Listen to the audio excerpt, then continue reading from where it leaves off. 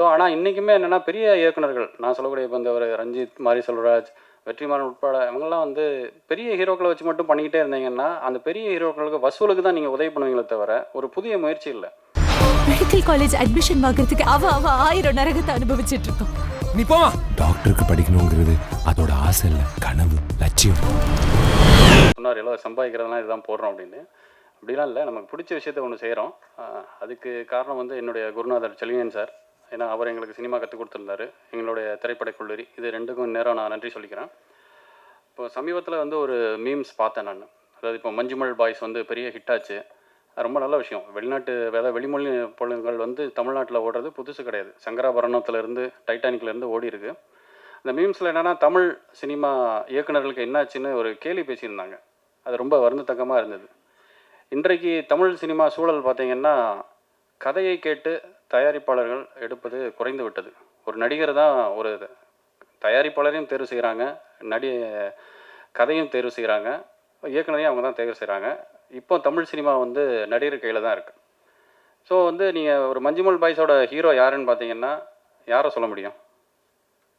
Script தான். அதில் hero கிடையாது, ஹீரோயின் கிடையாது, பெரிய மியூசிக் டைரக்டர் கிடையாது, ஃபைட்டு கிடையாது, காமெடியன் கிடையாது, எதுவுமே கிடையாது. இது மாதிரி வந்து ஒரு கேரளாவில் பண்ண முடியும். இப்போ நான் அதே டைரக்டர் சிதம்பரம் இருக்கிறாரு. அந்த டைரக்டரை கொண்டு வந்து இங்கே ஒரு தயாரிப்பாளர்கிட்ட அந்த கதையை சொல்லியிருந்தா அந்த படத்தை யாராவது எடுத்திருப்பாங்களா? இது வந்து மௌனம் தான் என்ன பாருங்கள். ஐயா வந்து நம்ம நந்தகோபால் சார் கூட 96ன்னு ஒரு அருமையான படம் எடுத்திருந்தார். எந்த வித ஒரு ஆபாசமும் இல்லாமல் ரொம்ப அருமையான படம். அதே மாதிரி பார்த்தீங்கன்னா ஒருத்தரை குற்றம் சொல்கிறதுக்கு முன்னாடி இங்கே என்ன நடக்குன்னு தெரியணும். இங்கே சினிமா அரசியல் புரியாமல் வேணும்னே வந்து இங்கே தலை சிறந்த இயக்குநர்கள்லாம் இருக்காங்க இந்தியாவிலேயே. வந்து அவர் வந்து ஸ்ரீதர் சாரில் இருந்து பாரதிராஜா, பாலச்சந்தர், இயக்குனர் மியூமிலேருந்து எல்லாருமே இன்றைக்கும் இருக்கிறாங்க. ஸோ ஆனால் இன்றைக்குமே என்னென்னா பெரிய இயக்குனர்கள் நான் சொல்லக்கூடிய இப்போ இந்த ஒரு ரஞ்சித், மாரி செல்வராஜ், வெற்றிமாறன் உட்பட இவங்கெல்லாம் வந்து பெரிய ஹீரோக்களை வச்சு மட்டும் பண்ணிக்கிட்டே இருந்தீங்கன்னா அந்த பெரிய ஹீரோக்களுக்கு வசூலுக்கு தான் நீங்கள் உதவி பண்ணுவீங்களே தவிர ஒரு புதிய முயற்சி இல்லை. இன்றைக்கும் ஒரு பாரதிராஜா சாரை கொண்டாடுறதுக்கு காரணம் என்னென்னா ஒரு வளையல் கடையில் வேலை பார்த்த ஒரு ஆளை ஹீரோ ஆக்குனார், தன்னோட அசிஸ்டண்ட்டை ஹீரோ ஆக்குனார். இயக்குனர் மையம் பார்த்தீங்கன்னா ஒரு கர்நாடகாவிலேருந்து மொழியே தெரியாமல் வந்து தமிழை கற்றுக்கிட்ட வச்சுட்டு அவரை சூப்பர் ஸ்டார் ஆக்கி விட்டார், ஒரு உலகநாயகனை உருவாக்குனார். இந்த மாதிரி டேரக்டர்ஸ்லாம் இருந்த இடம் இது. வந்து ஏன் வந்து இந்த மாதிரி ஒரு ஹீரோக்கள் வந்து பார்த்திங்கன்னா சின்ன பட்ஜெட்டில் தான் வர முடியும். ஒரு நல்ல கதை அம்சம் கொண்ட இயக்குனர்கள் எல்லாரும் பார்த்திங்கன்னா நான் ஒரு லிஸ்ட்டே சொல்ல முடியும். இதே நீங்கள் பார்த்தீங்கன்னா ரஞ்சித், மாரி செல்வராஜ், லோகேஷ் கனகராஜ், கார்த்திக் சுப்பராஜ், நலன் குமாரசாமி, இவங்கெல்லாம் எதிலிருந்து வந்தாங்க? சின்ன பட்ஜெட் படங்கள். ஆனால் இவங்க இவங்களோட இலக்கு என்னவாக இருக்குன்னா பெரிய நடிகர்களோட வசூலுக்கு போய் ஒரு ரொம்ப வருத்தமாக இருக்குது. அது என்ன சொம்பு தூக்குறது பள்ள தூக்குற மாதிரி இருக்குது. அவங்க அடுத்து ஒரு கலையரசனோ, ஒரு அட்டகத்தி தினேசியோ, இல்லை ஒரு புதுமுகம் ஒரு ஆண்டனி, இல்லை குரு சோமசுந்தரம், பசுபதி மாதிரியான ஒரு அந்த கதாநாயகர்களை வச்சு ஏன் பண்ணுறதுக்கு தைரியம் இல்லையா? வசூலுக்கு பின்னாடி போனால் அவங்களுக்கு நிலையான ஒரு வாழ்க்கை இருக்காது. இன்றைக்கும் நம்ம வந்து இயக்குனர் செய்கிறாங்கிறோம்.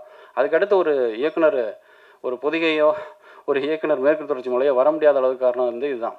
இன்றைக்கி பேசுகிறதுக்கு காரணம் வந்து என்னென்னா என்னுடைய இயக்குனர் தான். அவர் எந்த ஒரு பொருளாதார எதிர்பார்ப்பும் இல்லாமல் என்ன ஹீரோ ஆக்குனார். ஸோ வந்து ஸ்கிரிப்டுக்கு செலவு பண்ணாமல் நீங்கள் வந்து வெறும் நடிகர்களுக்கு செலவு பண்ணிங்கன்னா தமிழ் சினிமா இன்னும் மிக மோசமான ஒரு வீழ்ச்சிக்கு போகும். அதனால் வந்து இங்கே இன்னொன்று பார்த்தீங்கன்னா பெரிய டைரக்டர்ஸ்லாம் சொல்கிறாங்க கதையை திருடுறாங்க. இதே மாதிரி இந்திய சினிமாவில் வேறு எங்கேயுமே நடக்கிறது இல்லை. அதுவும் என்னென்னா அந்த விவேக் படம் மாதிரி முன்னாடியே சங்கத்தில் போய் ஃபைன் கட்டிடுறாங்க. அடுத்த படம் நான் கதை திருட போகிறேன், அதனால் நீங்கள் வந்தீங்கன்னா கட்ட பஞ்சாயத்து பண்ணாதீங்க, கழிச்சிருங்க. இது வந்து நம்ம ரொம்ப பெருமை பேசிக்கிறோம் தமிழ் சினிமா அது இதுன்னு. இதெல்லாம் ரொம்ப வருந்தத்தக்க விஷயம். ஒரு ரைட்டரை வச்சு எழுத வச்சுட்டு வசனம்னு போடுறாங்க. இதெல்லாம் வந்து கீழ்த்தரமான செயல். இதெல்லாம் பண்ணுறவங்க இதெல்லாம் பார்த்தீங்கன்னா இந்த இயக்குநர்கள் வந்து சமூகத்துக்கு பாடம் எடுக்கிறாங்க. மக்கள் எப்படி வாழணும் அவங்களுக்கு வந்து கற்றுக் கொடுக்குறாங்க. ஏன் அப்படின்னா அந்த வசனம்னு போட்டால் வந்து ரீமேக் பண்ணும்போது ரைட்ஸ் கொடுக்க வேணாம். இதில் என்ன ரைட்ஸ்? அந்த வர்றதே 10%. அதில் அந்த ஒரு எழுத்தாளருக்கு கொடுக்குறதுல என்ன இருக்குது? ஸோ இந்த மாதிரி சிந்திச்சாங்கன்னா எப்படி வளரும்? இப்போ அகிரா குரோசாவாலாம் எடுத்துக்கிட்டிங்கன்னா 4 ரைட்டர்ஸ் இருப்பாங்க. இவங்க பேசுகிறது மட்டும் அகிரா குரோசாவா, ஸ்பீல்பர்க்கு அது இதுன்னு சொல்லுவாங்க. ஆனால் ரைட்டர்ஸ்க்கான அங்கீகாரமே இல்லை. அதனால தான் இப்போ நான் இந்த படத்தில் பார்த்தீங்கன்னா கதை தான் எழுதினேன். நான் ஒரு 3 பக்கத்தில் கதையை எழுதிட்டு அவர் ஜான் பாபுராஜ் எங்கள் திரைக்கதை ஆசிரியர் தமிழின் மிக ஒரு சிறந்த ஒரு திரைக்கதை ஆசிரியராக வந்து கொண்டு இருக்கிறார். நிச்சயம் இந்த மாதிரியான இவங்களை வந்து பயன்படுத்துங்க. நீங்கள் பெரிய இப்போ ஒரு ப்ரொடியூசர் வந்து என்ன பண்ணால் முதல்ல கதையை தான் தேர்ந்தெடுக்கணும். இங்கே எந்த நடிகருக்கும் படம் ஓடாது, அது நான் உறுதியாக சொல்ல முடியும். இங்கே மார்க்கெட்டுங்கிறாங்க, அது கோயம்பேடு மார்க்கெட்டோ மாட்டுத்தாவணி மார்க்கெட்டோ எந்த மார்க்கெட்டும் கிடையாது. இங்கே அந்த ஸ்கிரிப்ட் அந்த டைரக்டர் தான். ஸோ அவங்களுக்கு நீங்கள் காசு கொடுங்க. ரைட்டருக்கு காசு கொடுக்காம ஏமாத்துறது, பேரை போடாமல் பண்ணுறது, இதெல்லாம் வந்து பேசுகிறதுக்கு முதல்ல தயங்குறாங்க, பயப்படுறாங்க. இல்லை நீங்கள் ஏன் இப்படி தைரியமாக பேசுகிறீங்க அப்படின்னா, யாராவது பேசுங்க. யாருமே பேசலைன்னா அது வந்து அந்த சமூகத்துக்கே வந்து ஒரு வருந்தத்தக்கமான விஷயமாயிடும். பெரிய படங்கள் ஒரு தடவை ஓடி அங்கே மல்டிப்ளெக்ஸ் மாதிரி வைக்கும்போது, ஏன்னா ஒரு எல்லாரும் படம் பார்க்கணும். சமூக நீதிங்கிறது என்னென்னா எல்லாரும் படிக்கணுங்கும்போது பிள்ளைகள், அதாவது குழந்தைகள், நான்லாம் வந்து சினிமா தேட்டர் தான் வளர்ந்தேன். சும்மா இருந்தால் படத்துக்கு போயிடுவோம், அவ்வளோதான். என்ன படம்னு தெரியாது. சாமி படம் பார்ப்போம், சண்டை படம் பார்ப்போம், இந்த மிருகங்கள் படங்கள், ஜாக்கி சான் படம்லாம் அப்படி தான் பார்த்து வளர்ந்தோம். 5 ரூபா 2 ரூபா டிக்கெட்டில் இருந்தோம். இன்றைக்கு வந்து இது அதீத லாப நோக்க வெறி தான். அது அங்கேயுமே கம்யூனிசம் தான் வந்து நிற்கிது. எல்லாருக்கும் அந்த இது போய் சேரணும்ல. ஒரு குழந்தை ஆசைப்படுது, அதை செய்ய முடியலன்னா அந்த தகப்பனுக்கு எவ்வளோ பெரிய வருத்தம் இருக்கும். அதனால் அதை வந்து அரசு ஆவணம் செய்யணும். அதே போல் கம்யூனிஸ்ட் மாடல் பக்கத்து கேரளா ஸ்டேட்டில் ஓடிடி ஆரம்பிச்சிட்டாங்க. அடுத்து நம்ம அரசு ஓடிடி நிச்சயம் ஆரம்பிக்க வேண்டும். ஏனென்றால் கடந்த வருடம் 248 படம் சென்சார் வாங்கி ரிலீஸ் ஆகிருக்கு. அதில் 120 படங்கள் மட்டும்தான் ஓடிடி எடுத்திருக்காங்க. மீச்சம் இருக்கக்கூடிய 128 படங்கள் எங்கேயுமே வெளியாகலை. ஸோ ஒரு படத்துக்கு நீங்கள் 1 லட்ச ரூபா என்ட்ரி ஃபீஸ் மாதிரி வச்சிங்கன்னா கிட்டத்தட்ட 1 கோடி ரூபா கிடைக்கும். 100 படங்களை நீங்கள், ஏன்னா சின்ன படங்களை வந்து இங்கே உண்மையாக சொல்ல போனீங்கன்னு வச்சுக்கோங்களேன், இங்கே நிறைய மீடியேட்டர்ஸ் வந்து தப்பான ஆட்களாக இருக்காங்க. எல்லாருமே நான் தான் அமேசான் நெட்ஃப்ளிக்ஸ் ஓனர்னே சொல்லிடுறாங்க. வாங்க நான் ரிலீஸ் பண்ணி விட்றேன் அப்படின்னு சொல்லிட்டு அவர் காசை வாங்கிட்டு ஆளை காணாமல் போயிடுறாங்க. அப்போ வந்து தயாரிப்பாளர் சங்கம் இவங்க தாங்க அக்ரிகேட்டரு, இவங்க தான் மீடியேட்டர், இவங்களை தொடர்பு கொள்ளுங்கிற நம்பரை போடலாம். அவர் தனஞ்சயன் சார் அதை வந்து ஒரு புக்கு போட்டுட்ருக்காரு, ரொம்ப அருமையான புக்கு, நடப்பு தயாரிப்பாளர் சங்கத்தில். அதுலேருந்து கூட எனக்கு நிறைய தொடர்புகள் கிடச்சிது.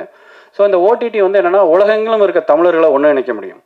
வெறும் ஒரு 500 ரூபா, வருட சந்தா 500 ரூபா வச்சிங்கன்னா 10 லட்சம் தமிழர்கள் உலகம் முழுக்க இருந்து சேரும்போது கிட்டத்தட்ட ஓடிடியில் இருந்து மட்டும் தமிழக அரசுக்கு 60 கோடிக்கு மேலே கிடைக்கும். இதெல்லாம் உபரி வருமானம். இதை பண்ணுவதன் மூலம் நமக்கு அவங்களோட டேட்டா பேஸ் கிடைக்கணும். ஸோ ஏதாவது ஒரு விஷயம் அதில் விளம்பரங்கள் போடலாம்.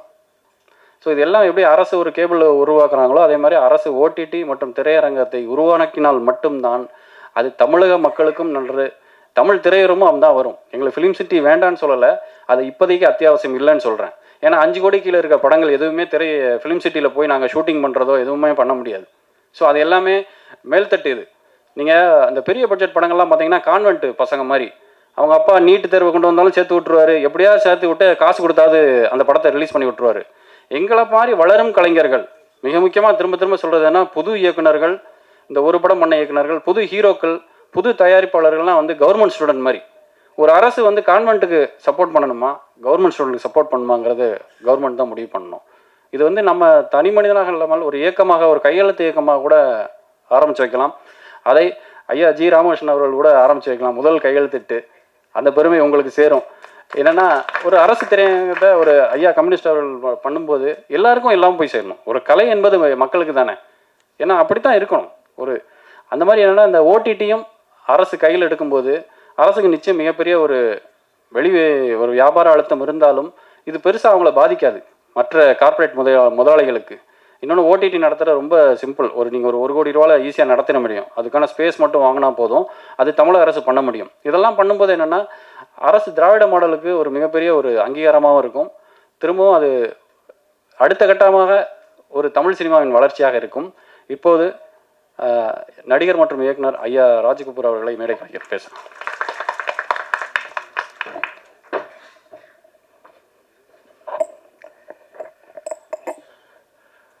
மேடையில் அமர்ந்திருப்பவர்களுக்கும் மீடியா பிரஸ் நண்பர்களுக்கும் மாலை வணக்கம்.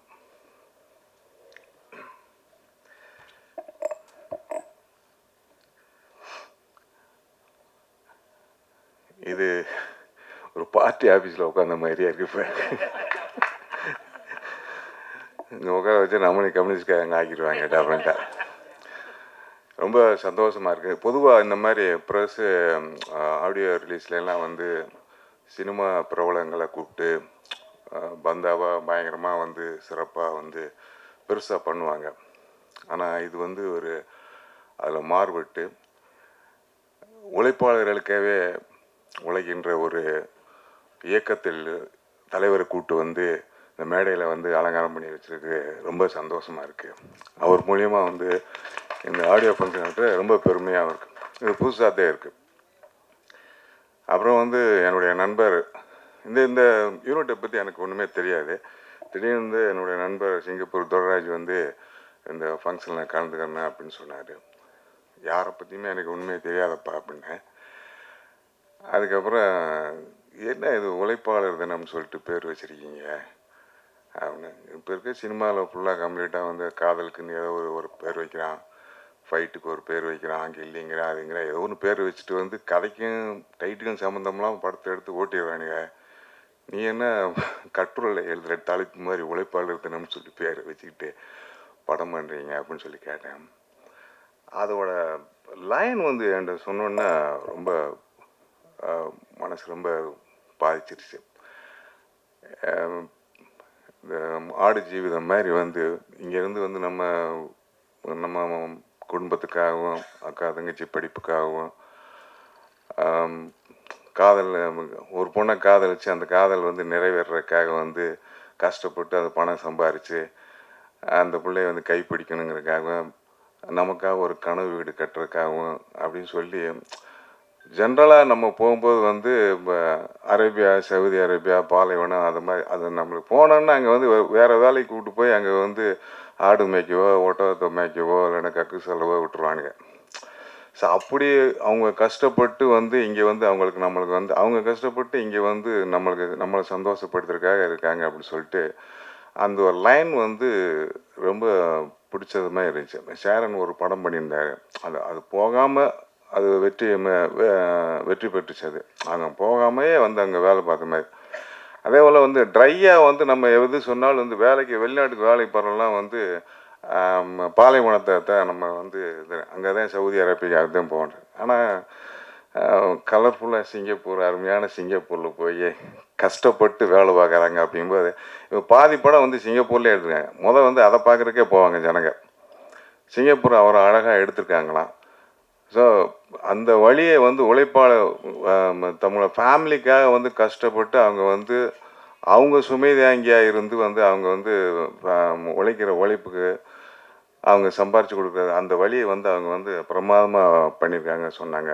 அதனால் வந்து அந்த டைட்டில் வந்து ரொம்ப பிரமாதமாக இருக்கும் அப்படின்னு சொன்னார்.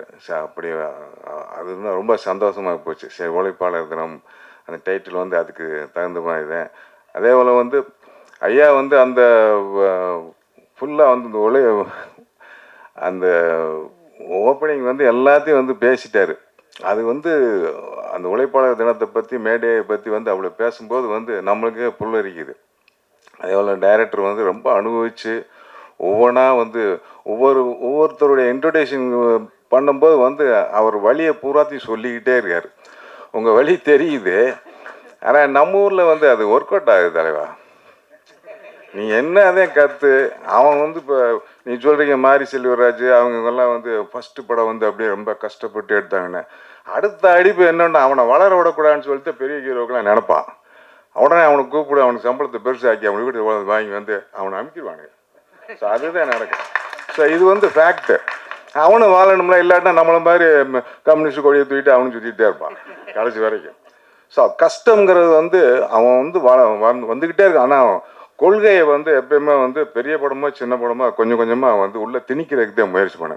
நீ வந்து பெரிய அரசியல்வாதி ஆகலாம், அதில் வந்து நீ வந்து பெரிய கில்லாடி, நீ வந்து ஒரு எம்எல்ஏ ஆகி ஒரு மந்திரி ஆகி நீ நினச்சதை பூராத்தி வந்து சாதிக்கலாம். பட் இப்போ இருக்க ப்ராக்டிக்கலில் வந்து இவன் வந்து செய்ய மாட்டானு. அந்த மாதிரி அரசியல் இது. இதெல்லாம் இந்த மேடையில் வந்து நீ ஒரு நல்ல விஷயம் என்ன பண்ணீங்கன்னா எல்லா விஷயத்தையும் வந்து ஐயா முன்னாடியே சொல்லிட்டீங்க. நீங்கள் அவர் பார்த்துக்கிடுவார், அங்கே போய் வந்து வேட்டு வச்சுருவார். ஐயா இப்படியெல்லாம் பேசிக்கிட்டு இருக்கானுங்க, நம்ம வந்து ஒரு தியேட்டரை கட்டி விட்டுலாம், தியேட்டர் டிக்கெட் விலையை குறைச்சிடலாம், என்னென்னமோ பேசிக்கிட்டு இருக்கானுங்க, அதனால் ஏதாவது ஒன்று பண்ணி கொடுங்க அப்படின்னு சொல்லி அவர் நாசுக்காக பேசிடுவார், அது தெரியும். ஸோ அந்த இதுக்கு வந்து அது சொன்னதுக்கு ரொம்ப நன்றி உனக்கு. அதே போல் இந்த படத்தோட மியூசிக் டைரக்டர் வந்து ஒரு நல்ல சாங் போட்டிருக்காரு. ஒரு கர்த்தாலமுக்கு பாடலாசிரியர் நல்லாவும் எழுதியிருக்காரு. அந்த ஹீரோயின் வந்து அவங்க வந்து அந்த பாண்டிங் வந்து இந்த லவ் பாண்டிங்கை எப்படி வந்து அழகான ஒரு காதல் காட்சி, அந்த குடும்ப ஃபேமிலி எப்படி வந்து அனுபவிச்சு போனவங்க வந்து கஷ்டப்படுறதுக்காக புருஷன் போகிறான், அதையும் வந்து ரொம்ப தெளிவாக வந்து அங்கேயும் இங்கேயும் காட்டியிருக்கிற விதங்கள் ரொம்ப பிரமாதமாக இருந்துச்சு. ஸோ இந்த உழைப்பாளர் தினத்தில் வந்து இந்த படத்தில் இந்த யூனிட்டில் உழைச்ச அத்தனை உழைப்பாளர் டெக்னீஷியனுக்கு எல்லாத்துக்கும் வாழ்த்துக்கள் தெரிவிச்சுக்கிறேன். இந்த சின்ன படம் பெரிய படம் இப்போ வந்து சின்ன படம் தாங்க நல்லா ஓடுது, பெரிய படம் வந்து 200 கோடி 300 கோடி எடுத்தால் கூட வந்து அது வந்ததுக்கும் போனதுக்கு தான் ப்ரொடியூசரதே வேதனைப்படுறானே தவிர நடிகர்கள் வந்து வாழ்ந்துட்டு இருக்காங்க, அவ்வளோதான். ஸோ அதனால் நீங்கள் கவலைப்படாதீங்க. சின்ன படங்கள் இப்போ வந்து லேட்டஸ்ட்டாக சின்ன படங்கள் பூரா வந்து 5 ரூபாய்க்கு எடுத்த படம் 50 கோடி ரூபாய்க்கு ஓடுது. 10 ரூபாய்க்கு எடுத்த படம் வந்து 100 கோடி ரூபாய்க்கு ஓடுது. வெளி மாநிலத்தில் இருக்க படம் கூட நல்லா ரசிக்கிறாங்க, சின்ன படத்தை கூட. அதனால் நீங்கள் தைரியமாக இந்த உழைப்பான படம் வந்து மிகப்பெரிய வெற்றி அடையும் என்று கூறிக்கொண்டு வாழ்த்துக்கிறேன்.